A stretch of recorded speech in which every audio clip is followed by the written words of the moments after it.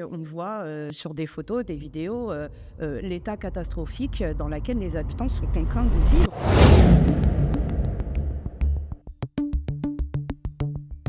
Alors ça, c'est un nid de cafard, donc, qui reste bloqué dans les toiles d'araignée, mais au vu du nombre de cafards suspendus, j'ose imaginer qu'ils sont bien plus nombreux. Il y a des enfants qui dorment ici. Oui, il y a des enfants qui dorment ici.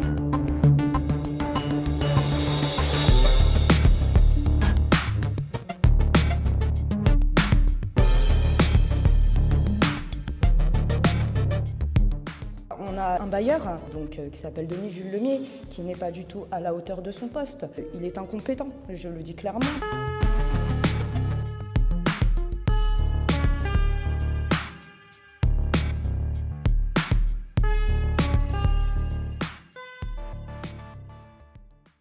Nous sommes rue Claude Bernard à Melun, dans le quartier de l'Almont. L'idée c'était de faire une visite des lieux qu'on avait déjà visités la dernière fois, mais cette fois en vidéo pour constater encore un peu plus les dégâts et l'état de délabrement des parties communes, mais aussi une bonne partie des appartements. Je suis avec Sarah qui va nous guider dans cette visite. Bon, je te laisse amorcer Voilà. le commentaire. Alors là, on se trouve dans le hall, comme on aperçoit, avec les ascenseurs. Et ce qui reste de notre hall, en fait, sur la partie électrique, noté dangereux pour nous, les habitants, parce que c'est des prises électriques, ça reste forcément relié à du courant. Donc pareil, il n'y a rien qui est changé. On voit encore là, derrière, le papier qui n'a plus l'air de supporter grand-chose. Ah bah non, inondation sous-sol. Donc là, on va faire un petit détour par les parties communes, peut-être. Les fameuses infiltrations d'eau, donc ça c'est dans les 3 tours, ce genre de choses, c'est pas que dans celle-ci, c'est dans les 3 tours. Ah. Puis ça doit commencer, vous voyez, par des petites choses comme ça s'agrandit, petit à petit on arrive à des marches qui se fendent, quoi. Il était penché comme ça. Oui, c'est vrai. Qui donne dehors. Oui, bah, ça remonte aussi par là, ça remonte aussi par là, les souris. Non mais là, j'espère que c'est pas électrifié. J'ai pas envie de tester. Ça pendouille. Là aussi, c'est encore complètement vécu. Vieille laine de verre.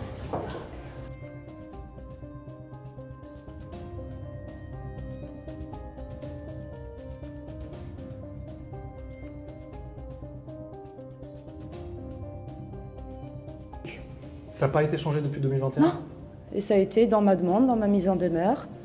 Mais ça n'a pas... Ah bah, pour la peine, c'est très dangereux parce que si demain, on a la malchance d'avoir un incendie qui se déclenche et au vu de l'état, ça ne m'étonnerait pas, il y a certains étages qui ne sont pas protégés. Qui ne seront pas protégés, quoi. Ouais.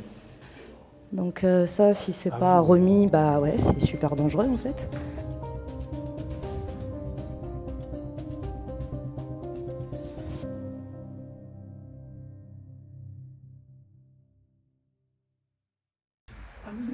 Non, c'est pas possible. Donc là, vous êtes obligé de ventiler en permanence.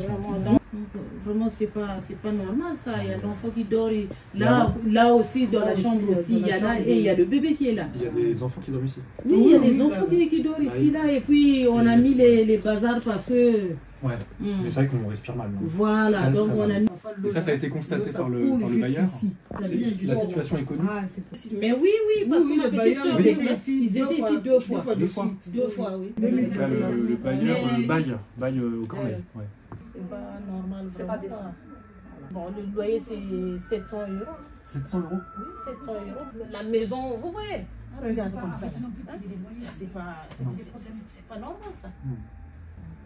On a constaté que dans la chambre, c'était très humide, que c'est même difficile de respirer. Alors, comment on vit dans un appartement rue Claude Bernard? Ouais, comme vous avez pu voir, déjà, j'ai un bébé de bas âge, qui a à peine 3 mois. Et c'est vraiment pas évident. L'odeur d'humidité qui nous monte au nez, c'est irrespirable. Donc, comme je vous disais, j'ai contacté le bailleur qui me répond. J'ai fait plein de mails, qui m'a répondu finalement, récemment, qu'on était en surpeuplement, donc il n'avait rien à faire. Vous avez pu constater, le surpeuplement, c'est... Voilà, j'ai ma tante qui est là, qui m'a aidé, parce que exactement, je viens d'avoir un bébé, mais voilà. Ils disent qu'ils ne peuvent rien faire pour moi. La catégorie, c'est vraiment surpeuplement? Surpeuplement, voilà. Okay. L'humidité, c'est dû au surpeuplement. L'ensemble des logements qui ont fait les démarches nécessaires auprès d'Habitat pour constater l'humidité de la moisissure. Et généralement, quoi qu'il arrive, c'est ce qui est écrit dedans. Quoi qu'il arrive, à chaque fois, on retrouve ça. C'est dû à une mauvaise utilisation du logement. Vous pensiez que c'était adressé à vous directement, personnellement? Oui, alors qu'en fait, non, c'est le même courrier pour tout le monde. Voilà. C'est terrible, franchement. Oui, ils sont fous. Oui, c'est ça. Je parlais de mépris tout à l'heure. On n'a pas d'aérer tous les jours. Bah, on a vu, c'est ouvert. Bah oui, c'est ça. Ouais. J'ai oublié, c'est des cafards.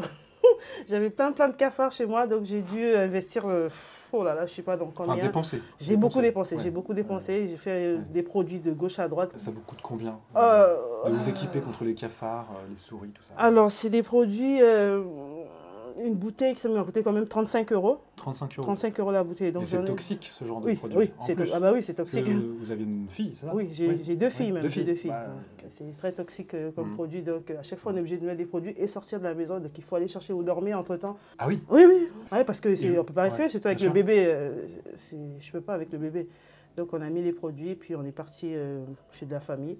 Pour un moment, pendant qu'on est revenu, il y avait un tas de cafards. Jamais vu autant de cafards. Voilà. Mais ça ne devrait pas être à vous de faire ça, quoi. Vous voyez, ça, franchement, ils sont censés assurer aussi l'hygiène dans les appartements. Et donc là, vous dépensez ce que le bailleur n'investit pas pour le confort minimal que vous êtes en droit d'avoir en tant que locataire. Et ça, c'est vraiment une double peine. Ouais. C'est vraiment pas normal. Qu'est-ce que vous voulez que je fasse? C'est comme ça. Bah, on va y faire quelque chose. Hein. Là, il faut un peu monter en puissance, s'organiser, se regrouper et faire entendre la voix des locataires qui, pour l'instant, est méprisée. Ouais, franchement, je vous ai reconnaissante, franchement, si vous pouvez faire quelque chose. Vraiment, ce sera avec... je manque même les mots. Voilà, on est fatigué, On va essayer. De ces conditions. Tous s'organiser. Ouais, merci beaucoup, en tout cas. Bien, alors on a fait un tour assez approfondi des tours. Si on devait résumer la situation, comment tu le décrirais?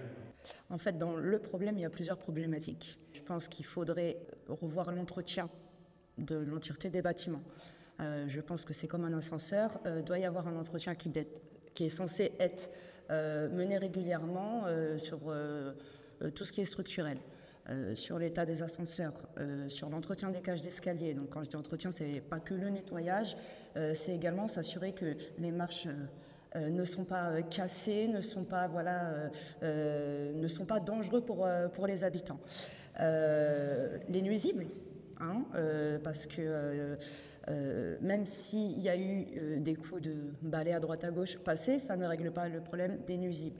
Les nuisibles sont certes peut-être moins présents puisque nous sommes en hiver et on a des températures qui sont proches de 0, qui fait qu'on les voit moins, mais ils sont là. Ils restent là, ils se mettent dans des points chauds. On a également le problème de tout ce qui est infiltration d'eau. Donc infiltration d'eau qui dans les parties communes, dans les logements, qui fait que on arrive à avoir des locataires dans les logements qui ne déclarent plus des sinistres auprès de l'assurance. Tellement il y en a tellement en fait qu'on arrive à un moment où on ne veut plus déclarer. Et on voit sur des photos, des vidéos, l'état catastrophique dans lequel les habitants sont contraints de vivre. Et puis je rappelle quand même que les habitants payent un loyer, un fort loyer en l'occurrence. Donc à un moment donné, on doit avoir des logements décents. C'est pas parce qu'on veut, c'est qu'il y a une loi aussi qui l'exige. Chaque locataire doit pouvoir vivre vraiment confortablement dans son logement, sans nuisible, sans infiltration d'eau à tire-larigot, sans tous ces problèmes-là. On a un bailleur qui s'appelle Denis Jules Lemier, qui n'est pas du tout à la hauteur de son poste. Il est incompétent, je le dis clairement, parce qu'à partir du moment où on voit que ce sont des problématiques qui remontent à plusieurs années, on peut se poser la question, depuis tout ce temps, qu'a fait le bailleur? Voilà, c'est pas un coup de réparation à droite à gauche, un coup de tournevis qui vont régler les problèmes. Je suis moi-même locataire depuis 2019.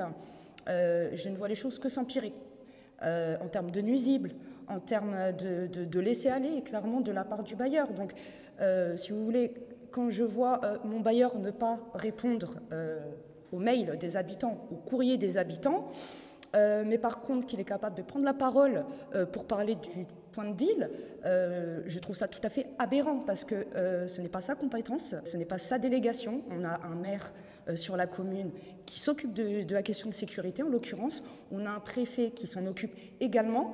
Donc je pense qu'à un moment donné, il faut qu'il prenne son rôle de bailleur. Voilà. Et que s'il n'en est pas capable, ce que je peux tout à fait entendre, il démissionne, clairement. On a besoin de quelqu'un de compétent, on a besoin de quelqu'un qui s'occupe du bien-être des locataires. On n'est pas des numéros de dossier, des numéros de modules, comme on appelle ça chez Habitat. Il y a des êtres humains, il y a des familles, il y a des enfants, il y a des bébés, il y a des personnes en situation de handicap, il y a des personnes âgées. Et ces gens-là souffrent, ces gens-là ne veulent plus rien faire parce que quand ils envoient des mails, des courriers, on ne leur répond pas. Et le peu qu'on répond, les réponses sont catastrophiques. Elles sont à la limite de la dignité humaine. Quand on a des locataires qui se plaignent d'avoir des souris dans les logements et que le peu de réponses, le peu de retours qui est fait par Habitat sont « procurez-vous des tapettes à souris », c'est juste des réponses inacceptables de la part d'un bailleur. Donc je pense que c'est essentiel que ça bouge à un moment donné.